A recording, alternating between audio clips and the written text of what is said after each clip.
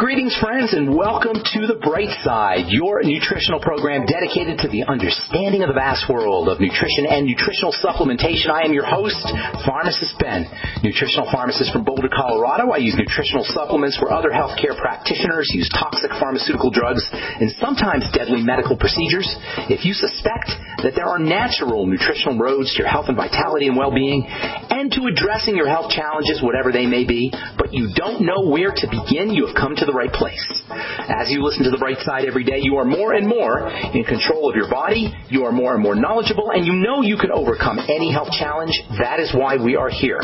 Every day on The Bright Side, helping clear up the sometimes confusing world of nutrition and nutritional supplementation. Over the last 3 decades plus of practicing pharmacy, I have seen drug-free recoveries from diabetes, hypertension, obesity, skin diseases like psoriasis, eczema, rosacea, acne, digestive ailments, autoimmune issues of all kinds, recoveries that by the standards of modern medicine can only be called a miracle, but what is in the world of the body, what is in the world of biology, standard operating procedure. Because the human biological system is a healing and regenerating system. It's designed divinely to heal and renew itself on a moment-to-moment basis. And while that may seem like a miracle to some folks, this renewing system is really nothing more than just the way the body works. Hey, good evening. Welcome to The Bright Side. I am Pharmacist Ben, and thank you for joining us this evening. 844-236-6010 is our number, as always, on The Bright Side. We love hearing from you, as always, on The Bright Side. If you have questions, comments, success stories you'd like to share, if you just want to contribute to the conversation, 844-236-6010 is our number. We'll get your calls in our next segment. And at the bottom of the hour, we're going to talk to Dr. Connie McReynolds, who has a new book, Solving the ADHD Riddle. ADHD, Attention Deficit and Hyperactivity Disorder. They used to call it ADD, Attention Deficit Disorder. Dr. Connie is a PhD, and she's got a very interesting take on the cause of ADHD. Personally, I feel like nutritional deficiencies play a major role in this health challenge, which doesn't only affect children. There's also adult ADHD. Most certainly, whether you think it's a nutritional deficiency or not, what you can definitely say is it's not a Riddle deficiency or an Adderall deficiency. It's not a drug issue. More than likely, it's a food and nutritional supplementation or nutrient issue, we'll say. Excuse me. Particularly around the B vitamins, which are very important for brain health. You know, there's a really fascinating B vitamin that we don't talk enough about, I don't believe, and that's the B vitamin thiamine. Vitamin B1. Vitamin B1, thiamine. B1, by the way, is called B1 because it was the first vitamin that was ever discovered. And the story of the discovery of B1 is very instructive because B1 was discovered when it was noticed that people who were deficient in B1, I'll tell you how they figured that out here in a sec, but it was noticed that people who are deficient in B1 suffer from nerve disorders, particularly peripheral neuropathies. How interesting is that? Do you know how common peripheral neuropathies are? I can't tell you. I don't think I've done one coast-to-coast program or had one presentation where somebody didn't ask me about peripheral neuropathies. Peripheral neuropathies are pain in the extremities, nerve pain in the extremities, and that pain can be very, very severe. You can feel like your nerves are on fire. Peripheral means periphery, the extremities, fingers, toes, hands, feet, that kind of thing. And then neuro, nerves, pathological. It's an inflammatory condition that affects the nerves. Thiamine deficiency will cause inflammatory conditions around the nerves. Thiamine deficiency causes nerve disease. In fact, the deficiency disease that is associated with a lack of thiamine is called beriberi. You may have heard that. Beriberi is Swahili. And that's because it was in the Philippines, where I believe they speak Swahili, where beriberi was first discovered. When the colonial empires, the British Empire basically, and the American Empire went to Asia in the late 19th century, they of course brought their foods with them, and the British and the Americans were known for eating white rice. And they of course promoted white rice, and it was felt by the natives that brown rice and unprocessed rice was kind of primitive, so everybody started eating white rice.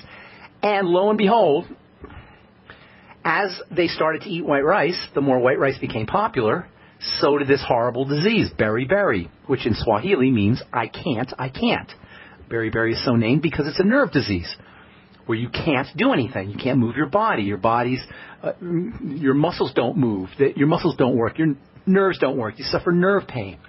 And it turns out that in the polishings of the rice, as they were making the rice white, they were polishing it, and those polishings was this stuff, this vitamin B1 stuff.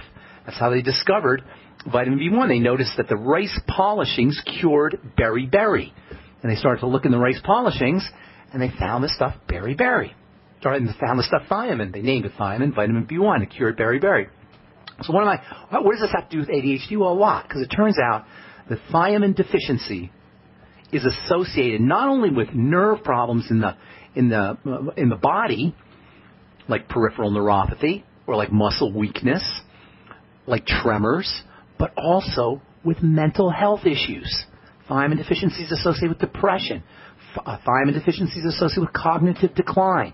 Thiamine deficiency is associated with psychoses and delusions, and when it gets really bad. And thiamine deficiency is also associated with the intake of processed foods, not just processed rice or processed carbohydrates, but also sugar. The more sugar you eat, the more thiamine you need. The more processed foods you're ingesting, the more thiamine you need. And guess what? Thiamine deficiency is also associated with problems focusing, with attention deficit issues, with hyperactivity issues. And when you add all these things together, number one, thiamine deficiency is linked to excess ingestion of processed foods and sugar. And number two, thiamine deficiency causes attention deficit issues and brain focus issues and cognitive health issues and emotional issues. And when it gets really bad, delusions and hallucinations. In fact, alcoholics are known for having thiamine deficiency because thiamine is used to process alcohol. And if you're not replacing your thiamine and you're drinking a lot of alcohol, chances are pretty good you're going to be deficient in thiamine. And if you're going through alcohol detox, if you go to the hospital or the emergency room because you're detoxing, and alcohol detox, by the way, can be very serious. You can die from alcohol detox. If you check yourself in the hospital, get checked into the hospital for alcohol detox, guess what the first thing they're going to put in your IV bag is? Yup, thiamine. If they pick an alcoholic drunk off the streets and he's hallucinating, he's talking to pink elephants and leprechauns, and they take him to the drunk tank, guess what they're going to give him? Right in his blood, thiamine. Because thiamine is the cure for alcoholic psychosis. Thiamine is very important for folks who are detoxing from alcohol, and thiamine is extremely important for people who are eating a lot of processed foods and sugar. Thiamine deficiency can cause attention deficit problems. Thiamine deficiency can cause neural problems like peripheral neuropathy. Thiamine deficiency can even cause constipation, chronic constipation, because thiamine regulates the nerves, or is important anyway for the nerves that control digestion and intestinal, the movement of the muscles in the intestine. So long-term thiamine deficiency is associated with chronic constipation. Thiamine deficiency is associated with cardiovascular health issues, because the heart also, of course, depends on neurology. So I believe when you combine the fact that we're eating so much processed foods, eating so much sugar, and most of us are getting our thiamine based on the RDA, the ridiculous deficiency allowance, which is like 1.5 milligrams a day, some ridiculous amount. And we really need 100 milligrams a day, 150 milligrams a day, 200 milligrams a day of thiamine. Most of us are completely deficient in this incredibly valuable vitamin, especially kids. Because, of course, kids are waking up in the morning and eating Captain Crunch and donuts and Coca-Cola and orange juice and all these sugary processed foods, having McDonald's hamburgers for lunch and God knows what for dinner. I believe thiamine deficiency is a hidden cause of a lot of health challenges, including ADHD. By the way, thiamine, I'll say this when we come back from our break, thiamine has a really interesting role to play when it comes to the skin. We'll talk about that when we come back from our break. I'm Pharmacist Ben. Dr. Connie McReynolds coming up at the bottom of the hour, solving the ADHD riddle. We'll be back on the bright side right after this. Connie McReynolds coming up at the bottom of the hour.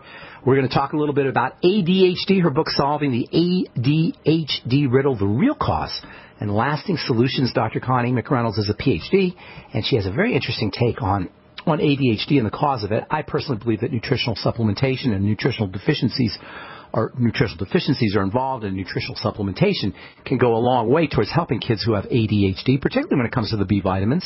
We're talking about vitamin B1, and I'm going to tell you a little bit about vitamin B1 in the skin, but I personally believe that vitamin B1 deficiency is much more common than is recognized, given that the recommended daily allowance, i.e. the ridiculous deficiency allowance, and I say that because there's so many people, present company excluded, I'm sure you guys listening to this program aren't like this, but many people think that all they need to do is get a multivitamin, and they're told that by their healthcare professionals, by their physicians. All you need is a multivitamin, which of course are based on the RDAs. These RDAs are great if you want to prevent a full-blown disease, but they're not great for thriving.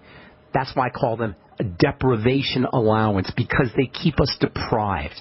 And nothing is more classic, an example of this deprivation allowance than the RDA for thiamine, which is pathetically low. It's low for a lot of things, but it's ridiculously low for thiamine. The RDA is the ridiculous deficiency allowance. Thiamine is incredibly important for the nervous system.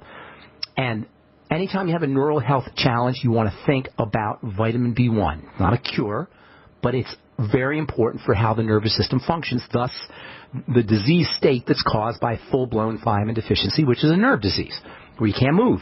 And also, mental health challenges can be associated with thiamine deficiencies. But thiamine also plays a role topically in terms of the skin. And I used to make thiamine creams for wound healing because it turns out that thiamine plays a very important role in the development of collagen.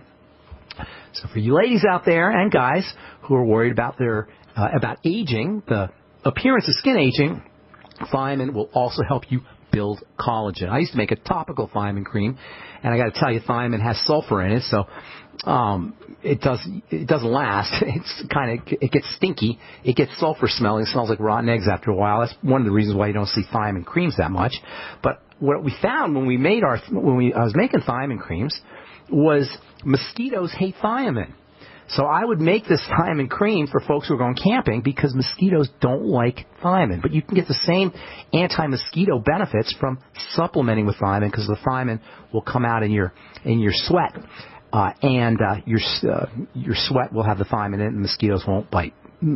They just don't like thiamine for some reason, which is kind of an interesting little nutritional fact. But anyway, thiamine, vitamin B1, critically important for the health of the nervous system, and that includes the heart. And the more sugar you're eating, the more processed food you're eating, the more alcohol you're drinking, the more thiamine you need. And by the way, there's a really, really cool form of thiamine called benfotiamine, which is a lipophilic or fat-soluble, fatty version of thiamine.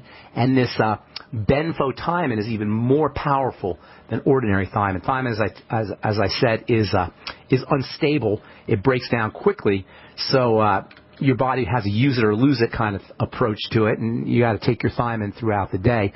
Benfotiamine is fat soluble, and it's a kind of synthetic version of vitamin B1. It's actually approved in some countries as a medication to treat diabetic polyneuropathy, i.e. peripheral neuropathy. Yes, it's actually used as a medication to treat peripheral neuropathies. All right, 844-236-6010 is our number. Dr. Connie McReynolds, Ph.D., is coming up at the bottom of the hour. We're going to talk about solving the ADHD riddle, the real cause, and lasting solutions for attention deficit and hyperactivity disorder. All right, 844-236-6010. Let's see what Kathy in Minnesota has to say. Good evening, Kathy. What's going on? Hi. Hi, Ben. Happy New Year. Thank you. Happy New Year to you. Thanks. I have been found to have low HCl, and I was supplementing, and I was getting, as I was cutting back on pills, I was getting kind of nauseous and burping and that kind of thing. Yeah. And I found that now that I've not needed them anymore, I'm still feeling nauseous after meals.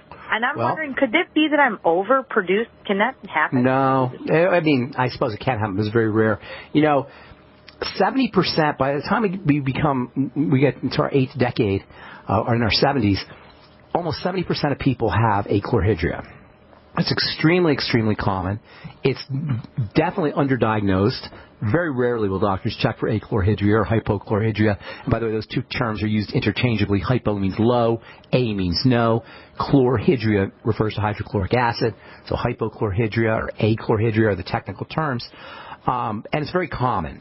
And when you have this condition, number one, you're not going to absorb your nutrients. You're not going to be able to break down your nutrients. Acid is required to break down protein. Acid is required for the absorption of minerals as well as B vitamins. So you're going to have issues with malnourishment when you're not making acid. But really, and that's bad, but it becomes really problematic because acid helps kill bacteria. And one of the causes of SIBO, which we talk about all the time, and leaky gut, which means one of the causes of all health challenges, because after leaky gut, everything happens.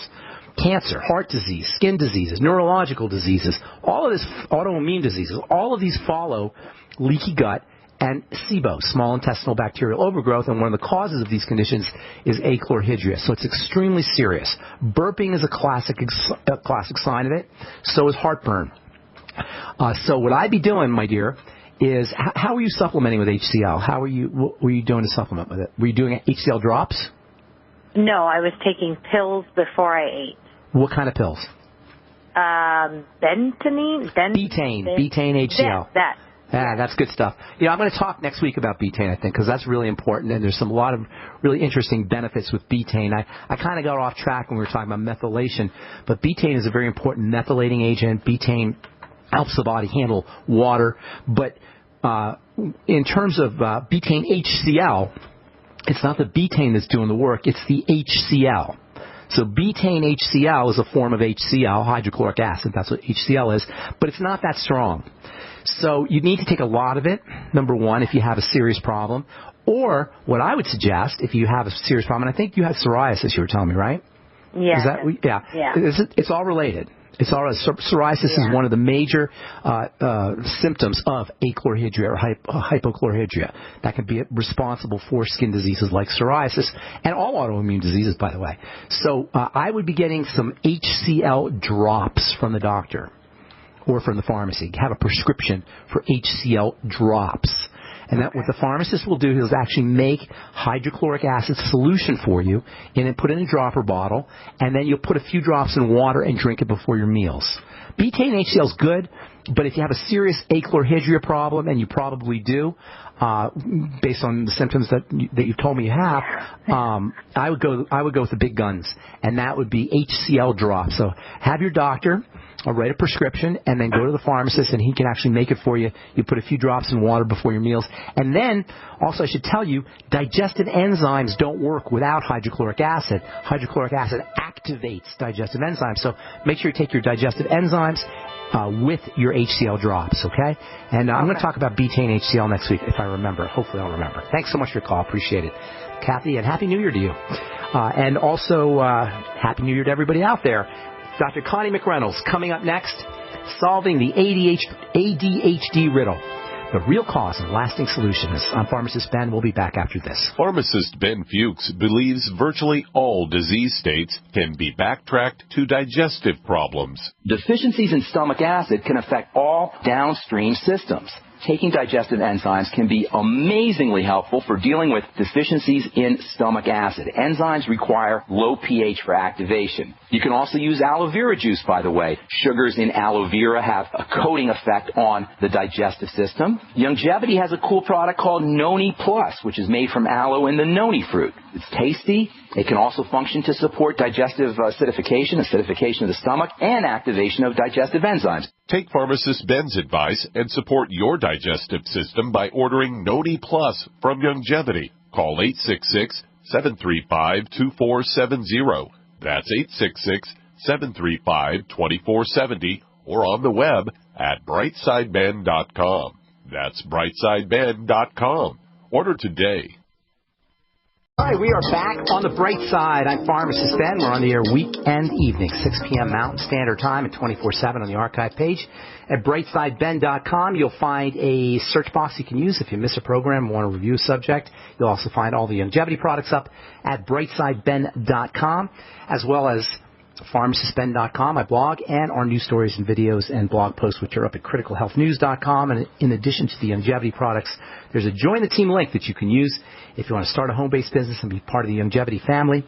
You can also call 866-735-2470, 866-735-2470 for more info. It's an ideal business opportunity if you're an entrepreneur, you like the entrepreneur lifestyle, or if you just want to get your longevity products at the wholesale price. Call 866-735-2470 for info, or hit the Join the Team link at brightsideben.com, pharmacistben.com, or criticalhealthnews.com. And don't forget to take a look at our Truth Skin Health products, all formulated by myself in my compounding pharmacy for helping folks deal with various skin health issues, wounds, prevention of post-surgical, post-traumatic, or post-burn scarring, for acne, eczema, or just plain old dry, aging skin. All our Truth Skin Health products are made without preservatives, fragrances, fillers, waxes, emulsifiers, water, silicone, vegetable oil, nothing your skin doesn't need or doesn't want.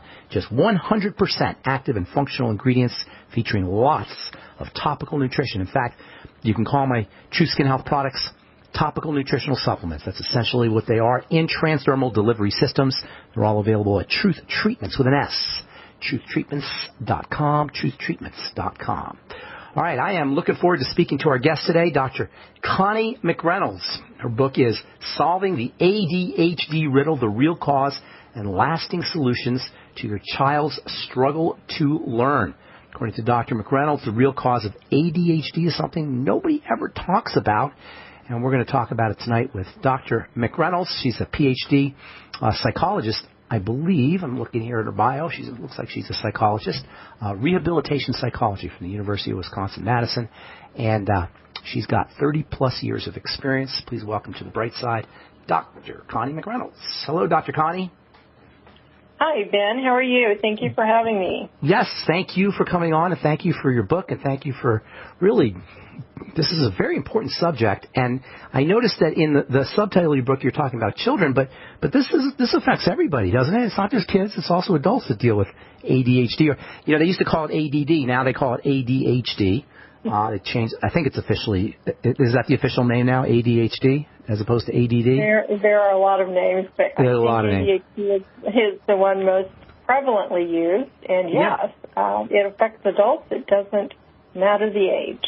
That's right. And when I was a kid, there was no diagnosis. I mean, there were kids who had this condition, but we just said they had learning disabilities or. Or they were kind of head cases. We never really had an official diagnosis for it. So what's going on when a kid has ADHD? You have a very interesting take on what actually causes it. Yes, and thank you for starting with this because I do believe this is a wonderful beginning point for people, in part because I think ADHD, the term, has been bandied around for a long time. And I think most people have some notion of what they believe it means, which typically is a child who just simply is not paying attention by his or her own volition, and they just need to learn how to pay attention, or they need to learn how to sit still. And while those are some of the behaviors that children struggle with, just going after the behaviors and just thinking this is a behavioral problem is really not getting close to what's really happening for these children, which is what I lay out in my book. And it really is a different take. I've been doing this for 15 years and have really discovered that we're dealing with something that people are not talking about, which is why I put the book out. It's really uncovering and starting a different narrative about what these children and adults are going through and the struggles that they face. So your take is that it's an organic kind of physiologic condition. It's like has to do with how the brain processes information, correct? Correct. That is correct. There's both auditory and visual processing. And what I've discovered is that children can be labeled with ADD, ADHD. They also come in labeled with a lot of other conditions, such as oppositional defiant disorder, which is kind of one of my least favorite. But they've been diagnosed with Tourette's syndrome. They've been diagnosed with different kinds of autism. So there's a lot that's going on with these children and adults. That's interesting that this oppositional defiance disorder. That's a new one. That just made the DSM a couple years ago. It seems like I remember reading about that. That's one of the more recent diagnoses. Can you talk a little bit about that and how that relates to this processing issue, this auditory and visual processing issue that you're talking about? Certainly. So let's imagine for a moment that you're talking to me and you're giving me some instructions. But for some reason, I'm not following those instructions. And you give me the instructions again. I'm still not following through. You give them to me again, and maybe you're getting a little bit louder because you're feeling a little frustrated with me because I'm not paying attention or I'm not following through. And let's say that goes on for weeks or months or even years, and I'm still not following through, but I'm getting really, really frustrated. And it doesn't seem to matter what I do that makes a difference because people seem like they're mad at me all the time, and I don't know why. I can't figure it out. And so I've given up, and I've just decided I'm going to say no, I'm not going to do anything because I'm not sure what I'm supposed to do anyway. And so if we walk for a moment in that scenario, how would we feel if we couldn't figure out what someone was asking us to do and people were mad at us? And if I can't figure it out, I'm going to give up, I'm going to get frustrated, I'm going to get irritated. I could get angry, depending on my orientation and kind of how frustrated I feel. And then now I'm getting called that I'm just oppositional, I'm just being defiant. And I'm labeled with a disorder now. I don't know. So you're saying this has to do with visual and auditory processing, how you're hearing and how you're seeing things, or how you're interpreting what you hear and what you see. How your brain is interpreting it. So it's very important that parents and adults realize I'm not speaking about a hearing problem or a vision problem. That should be checked out. And I will ask those questions. Have you had the hearing checked? Have you checked vision? Because obviously if I can't see, that's going to impact me. And if I'm not hearing well, that's going to impact me. But if those boxes have all been checked off and there are still difficulties, then what I will typically do is run an assessment that takes 20 minutes to get at 37 areas of auditory and visual processing. And when I can uncover the areas that are strong and then the areas that are weak, it's those weakened areas or the areas that are just not functioning well. So I like to use auditory memory as an example. So let's say I get home and my mom has just told me to do 3 or 4 things around the house, and by the time she got past about the 4th word, I'm thinking about something else, and I realized I don't know what she just said to me, and I'm going to go do whatever it is that's on my mind right now, and then 5 minutes later I'm in trouble because I can't remember what I was told to do. Is that well, that's a little slightly different than memory issue, but I want to talk about that, how that relates to auditory and visual processing. I also want to talk about autism, because it seems like there's some similarities here, and then we'll get into some of your really innovative solutions to this whole ADHD riddle issue. The book ADHD Riddle, Dr. Connie McReynolds is. Okay, we are back on the bright side. We're talking to Dr. Connie McReynolds. Her book, Solving the ADHD Riddle, The Real Cause and Lasting Solutions to Your Child's Struggle to Learn. Her website, by the way, is ConnieMcReynolds.com, ConnieMcReynolds, ConnieMcReynolds.com. Dr. McReynolds,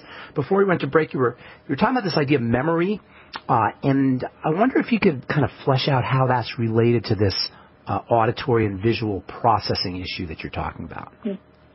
Absolutely, because it's so important that we understand that if I'm not able to hang on to what you're saying to me, it isn't going to go into my memory. It feels a little nuanced, but it's really very linear in some regards here. So you have to go ahead. I'm sorry, I didn't mean to interrupt. That's okay. So if you're talking to me, or I'm a child in a classroom and a teacher's just giving me some instructions to follow, and let's say I have a factor in my brain that's interfering with my ability to really remember what's being said. It's a processing problem that actually manifests as memory for children who have difficulties with auditory processing. That's only one of the 37 areas that we're looking at. This is just the example that we're processing here, because if I can't remember what you said, then I'm going to have trouble following through. And that's what we see only with children with ADHD. They may act out a little bit. They may be frustrated. Some children may withdraw. And so it's on the adult to really start to decipher what is happening with this child and looking at the behaviors from an investigative standpoint versus the standpoint of trying to just get rid of the behavior. Because it feels to me like over these years we've been chasing after the symptom, and we haven't really ever dug down into the cause of the behavior. What's your take on Ritalin and Adderall and these medical pharmaceutical interventions that are so popular? Well, I'm kind of in a mixed bag with that because I do believe some people benefit from that, and they're probably the ones that don't show up in my clinics.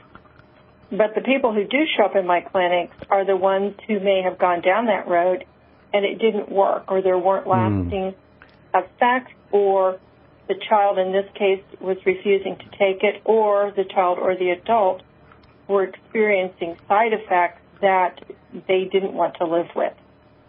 So they were looking for something different. It doesn't mean these medications don't have benefit and aren't helpful for some folks.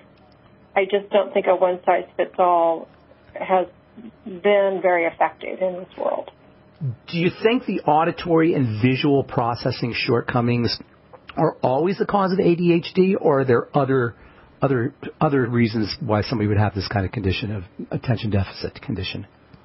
Well, I've actually kind of simplified the process because underneath all of this also is the brainwave processing. And so with children who are struggling with these auditory and visual processing problems, generally part of that neurologically or neuropsychologically is resting in the brainwave kind of disproportionate ratio. So there's a whole piece of that is in the book as well. I find that most people find that a little confusing to talk about and to understand, but part of the neurofeedback process that we use is actually also tackling that piece. So it is the auditory and the visual, that's what's showing up. The underlying cause of the auditory and the visual is that there are some organic brain challenges, meaning that the neuronal pathways that are helping us process auditory and visual information, some of those pathways are strong, some of them are not. And what science has figured out, that the field of neuroplasticity, neurofeedback, is we can inform that. We can train those areas that are weaker. It's brain training. It's like going to a gym. So through the repetition of what we're doing with neurofeedback, the person is obtaining information about their brain processing through the computer. We're measuring brain waves in a non-invasive way, meaning we're using a sensor that measures brain waves, the same as we would use something to measure a pulse or our respiration. We're just measuring brain waves. And by doing that, it's fed into the computer. And with that, the brain wave frequencies and functions are showing up on the screen. There's an algorithm that's running the process behind the scene. And, for example, if I'm trying to improve my attention and I'm drifting off, my brain isn't focused, I'm not going to win the program or kind of the training plan. I'm not going to win that particular game, if you want to call it that, until my brain can manufacture the types of brain waves that represent good, effective attention. So there's a lot going on with this. So underneath the cause, if we get away from the label of ADHD and just chasing the behaviors, and we understand the behaviors are really auditory and visual processing, underneath these agitated, inattentive, drifting off, disorganized, bumping into things kinds of behaviors, that's the surface. Underneath that are the auditory and the visual processing problems, and to help tackle that, underneath that are the neuronal pathways that we're working with to train that part of the brain. And once the brain is trained, as in anything that we've learned through repetition, it tends to hold on to it, which is the beauty of neurofeedback. You don't have to keep coming back. So when you talk about brainwaves, is this the same thing as alpha, beta, delta, gamma brainwaves? Is that the kind of thing you're talking about? Yes. Or is that what you're referring to?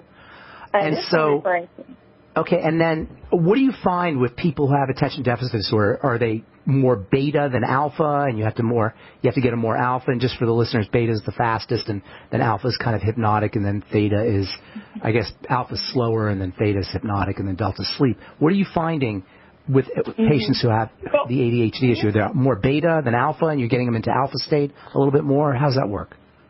It's a little bit more of the beta-theta. So we get the person on to assess that, because some people can actually fall into a dysregulated theta process. They can have a dysregulated beta. There's different types of beta. And our system will actually measure that. Neurofeedback systems can measure where the person's brain is and determine if there is too much beta, if there's too much theta, there's not enough of one, not enough of another, too much of one. And with that data then, and coupled with the auditory and the visual processing, we're able to affect change, because the person can train their brain to a more optimized functioning output. That's awesome. Have you explored it for things like insomnia or anxiety or depression maybe? Have you explored it with other health challenges? 'Cause it seems absolutely. It seems like they'd be related. They are related. We treat a lot of anxiety. I treat a lot of trauma as well. So I've done a lot of work with veterans. I've done a lot of work with children who've come through foster care or a host of other things. Even, bad accidents can create trauma or post-traumatic stress disorder. And this process works very well with trauma, because what we're doing is really calming down the amygdala system in the brain, that fight or flight process that helps keep us alive. But when it is overactivated and people move into the hypervigilant state, I used to work at the VA in Madison, Wisconsin, when I was doing my doctorate program, and I was working in the Chemical Dependency Treatment Center. And I worked in the anger management. I ran an anger management program for a year with veterans who were court-ordered in. And had I known then what I know now, I think we could have helped people a lot more quickly. They could be in the program for years. They're trying to get things situated. And with us, generally speaking, we're able to affect change within 20 hours or so. Everyone's unique. So some cases of trauma and anxiety, depression may need more training than that. Other people may get done a little bit sooner. There are a lot of individual factors that go into play as to how long the system you may need to be there. How do people, if they want to get this treatment, do you have different clinics that use this program, or do you have clinics, or say somebody's listening to this program and wants to do this neurofeedback intervention system that you have? Right. I do have clinics in Southern California, and I'm able to work remotely with people and provide the same level of service. Awesome. To them. Mm-hmm. I got so much more I want to talk to you about, but we're out of time. Do you mind hanging on the line? Maybe I can book you for another visit on the bright side. Thanks so much, Dr. McReynolds, and thank you for what you're doing. The book is Solving the ADHD Riddle, and Dr. McReynolds' website is ConnieMcReynolds.com, and that's ConnieMcReynolds. And she also has a podcast, Roadmap to the Brain. That is all the time we have for this evening on The Bright Side, friends. Thanks for listening. Have a wonderful, beautiful, awesome, spectacular week. We'll be back at you next Saturday, 6 p.m. Mountain Standard Time. Till then, I'm Pharmacist Ben. We'll talk to you all later. Bye for now.